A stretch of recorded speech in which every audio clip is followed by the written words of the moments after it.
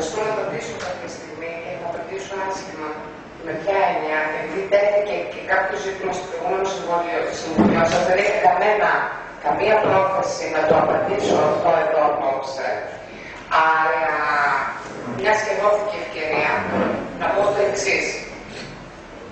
Σε όλη την Ελλάδα έχουν εντολή εκπρόσωποι του κόμματος του Κινήματος των Ανεξαρτήτων Ελλήνων να εκκηρύττουν τους κυβερνητικούς βουλευτές ως ανεπιθύμητους.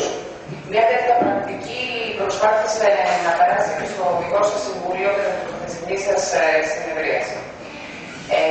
Θα ήθελα να πω ότι αυτό για μένα είναι εξαιρετικά κριτικό, διότι παρόλο που το συζητήσετε είναι εξαιρετικά κριτική πρόταση, διότι αισθάνομαι και πράγματι το καθήκοντο.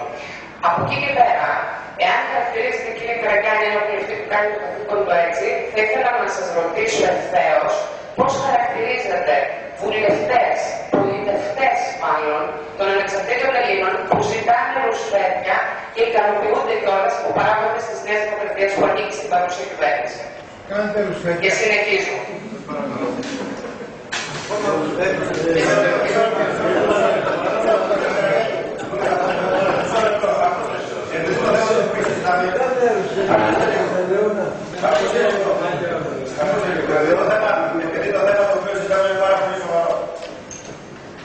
Είναι η κυρία που έχει ζωή. Και επειδή και επειδή αυτό το θέμα στο οποίο αναφερθήκατε είναι θέμα το οποίο έξω στο προηγούμενο Δημοτικό Συμβουλίο, παρακαλώ, δεν είσαστε εδώ, εντάξει, δεν μπορεί να σας το εδώ. Παρακαλώ λοιπόν να προχωρήσουμε στο θέμα αυτό χωρίς να αναμορφούμε άλλο, γιατί έχουμε να συζητήσουμε το πολύ σοβαρό.